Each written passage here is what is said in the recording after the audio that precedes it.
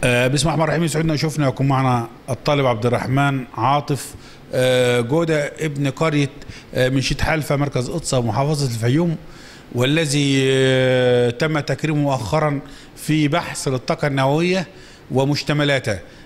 كلمنا حضرتك عن البحث وجات لك الفكرة ازاي؟ هو في البداية الموضوع أنا كنت في المرحلة الإعدادية، كنت بطلع على المناهج الثانوية فيزياء ورياضة، فدي ساعدتني إن أنا يعني أتجه ناحية البحث العلمي. تمام، وادتني خبرة ومعلومات عن الطاقة النووية. فأنا حبيت الموضوع واطلعت كمان عن النسبية العامة والطاقة النووية. طب الموضوع عبارة عن إيه بقى؟ هو في البداية اهم الحاجات اللي انا اطلعت عليها هو ان الطاقه هي احد صور الوجود. فالكون عباره عن ماده وطاقه، ومن الممكن ان نحول الماده الى طاقه او العكس، وده من النظريه النسبيه. انا شايف معاك معادلات هنا للمشروع نفسه يعني. بالظبط. عباره عن ايه بقى المعادلات دي؟ في البدايه المعادلات دي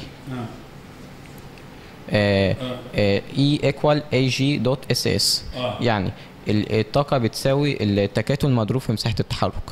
في البداية بس أكمل لحضرتك إن في إن الطاقة، وإن ممكن نحول الطاقة إلى المادة والعكس، وده اللي بنيته النظرية النسبية. تمام، وده بيتضح من المعادلة E equal MC square، يعني بيقول إن الكتلة والطاقة صورتين لشيء واحد.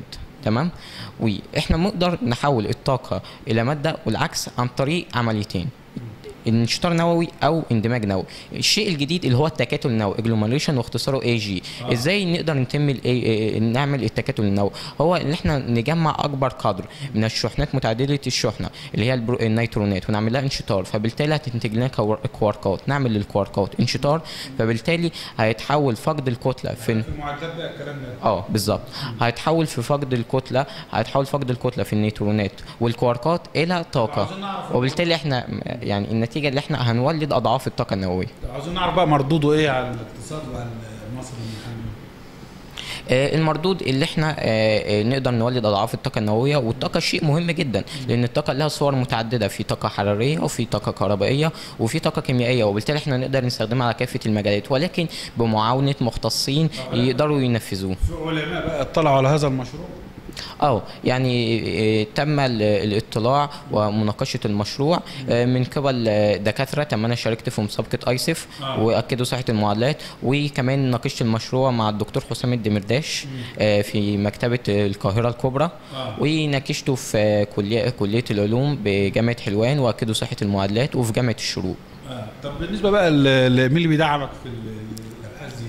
هو يعني في اشخاص كتيره بتدعمني، يعني عشان اصلا يعني ابقى يعني اثقل ان انا اذاكر مناهج اكبر مني، مناهج ثانويه. ساعدني في كده استاذ محمد سرور واستاذ زكريا، مختصين في الرياضه والفيزياء، ساعدوني ان انا يعني افهم الحاجات فوق سني.